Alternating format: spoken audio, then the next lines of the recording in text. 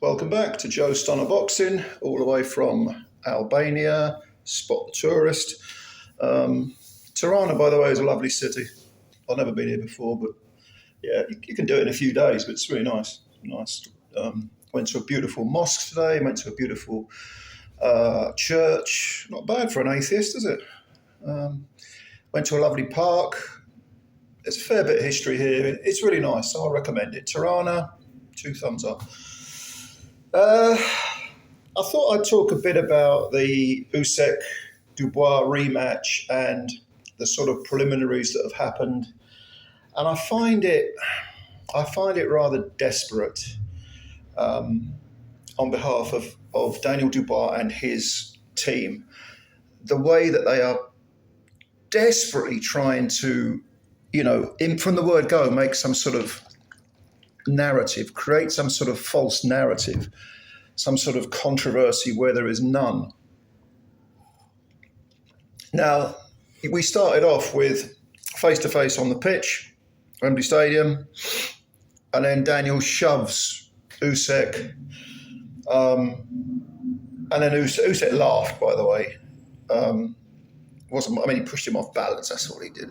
Standard playground stuff. A bit like a girl, 2 girls arguing, then two little girls, one's pulled the head off the other one's doll. So the other one thinks, well, I'm not having that. Pushes it.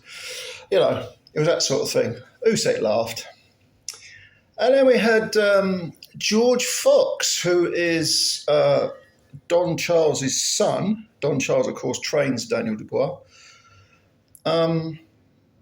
Sort of cornering Usyk and basically insisting that the punch was, in the first fight that floored Usyk, was legitimate, not a low punch. Usyk was his usual gentlemanly self. He said, well, no, that's your opinion. And Fox wasn't having it. He said, oh, no, that's your reality. And I don't know what that means, but, Anyway, Fox was adamant. And Usyk was, again, I wonder if Fox would have done this with Dillian White or Derek Chisora. Probably not. He probably said it because he knows he can get away with it with regard to Usyk, because Usyk is a gentleman. And Usyk was trying to explain and so on. But Fox wasn't having any of it. And why would he? It's all rather predictable, isn't it? But and afterwards he was interviewed. George Fox, by the way, I don't know whether he still fights. He hasn't fought since, I think, 2021. He lost to Kamil Sokolovsky. That might have been Sokolovsky's last win. He lost on points. And prior to that, he had 4 wins against very low-level opposition. George, the future Fox. I think your future is very much behind you, George.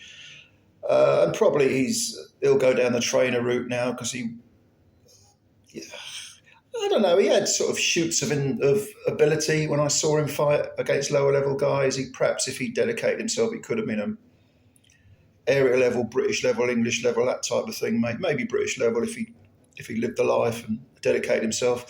But he probably wants to be a trainer like his dad. I don't know, I'm only guessing. But let's put it this way. Alexander Usyk is a universe ahead in terms of ability for when it comes to George Fox. And he's pretty much ahead, he is ahead of every other heavyweight. Unless maybe Dubois springs a slight upset, you never know. And then, continuing with the whole trying to desperately create the narrative theme, we have Mr. Warren doing what he does, running around. Look at this photo. Look at it. No, look at it. Look, legitimate punch. No, but Frank, what about this photo here, which shows it going low? Oh, different angle. No, different angle. Yeah, all right, Frank. God bless him. He's like the sort of mad uncle at the party, isn't he? Have you heard about that? Have you heard that? Did you hear that? He reminds Frank at the moment, running around with his picture of Dubois landing what he calls a legitimate punch. When I was a kid, I had a part-time job it was a shit job in a co-op in a supermarket. And all the old dears would come in. And very often they'd start their conversation, long before they said hello or anything like that, they'd say, what do you think he's done now? Well, what do you think he's done? And they'd be talking about their old man, him indoors. And then I'd have to listen to them, ranting and raving about their 77-year-old husband. because he hadn't taken the rubbish out or whatever, or I don't know, fired in bed or something. I don't know what the fuck it was. And Frank reminds me of one of those old deers running around with his little, his little photo. It was a legitimate punch. It was. All right, Frank, it wasn't a legitimate punch. Do you know how I know it wasn't a legitimate punch? George Fox, it wasn't a legitimate punch. Do you know how I know it was a legitimate punch? Don Charles, it wasn't a legitimate punch. Do you know how I know it wasn't a legitimate punch? Because the referee said it was a foul, and the referee, his decision is final. And don't even get me started of all this crap about, Daniel was the away fighter. What are you talking about? He's the away fighter. When was the last time Usyk fought in Ukraine? He ain't fighting anytime soon with what's going on over there. That fight was in Poland. And yes, I know, Poland is next door to Ukraine. There is a border, I get it. Okay, but that's not the same. I mean, there's only the English Channel separating England from France. That's only 26 miles. What, you're going to say that if an Englishman fights in France, he's, it's home territory? Not really, It was in my opinion, all things aside, it was a low blow. Now, I did when I was watching it live, I did think I'd like to have a look at that again. But when I did look at it again, I thought, yeah, that was low. That was low. Not massively low, but low. Definitely low. And let's put it this way: if they'd had a form of VAR between rounds, would they have overturned that decision and said it was a legitimate punch? I don't think so. Because at the very most, you could say that I've seen those punches given before. It doesn't mean it was a legitimate punch. Because also, I mean, you look at someone like Kovalev and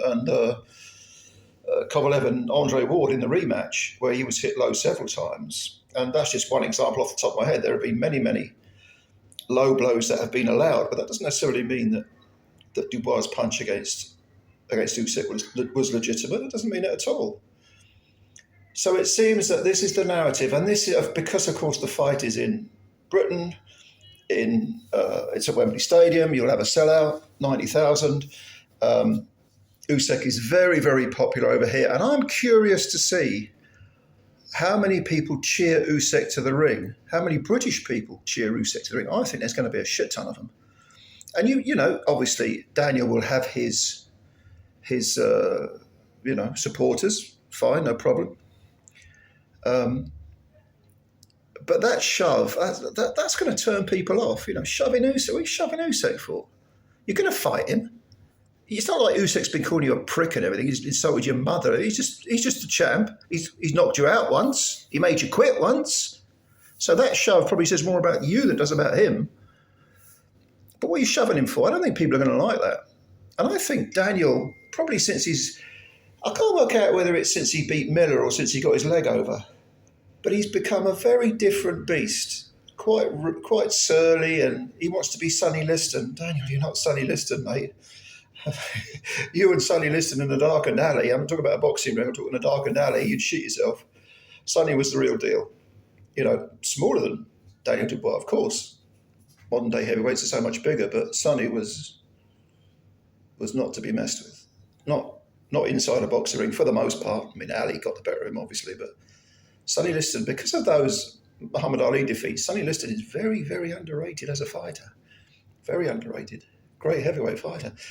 And Daniel wants to be him, obviously. No, mate, it's not happening. Be yourself. Everyone else is taken. Daniel, you do well to pick up those words and run with them.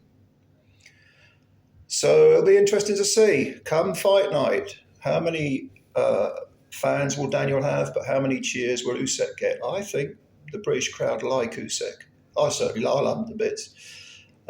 Great fighter. But we'll see. We'll see what the breakdown is, shall we? Could be good. So July the 19th is the date, and I'm sure we're all looking forward to it. I know I am. And hopefully Parker can get the winner. Parker, by the way, he was made mandatory, wasn't he, for the WBO title? Does that still apply? Anyway, whatever the case, I hope Parker gets the winner, because I think it's about time. I like Parker. I think he deserves a shot. Anyway, let me know what you think. Leave your comments below. Subscribe to the channel if you're new. Hit the like button. And I'm looking forward to reading what you've got to say. So much love, and I'll catch you later. Bye for now.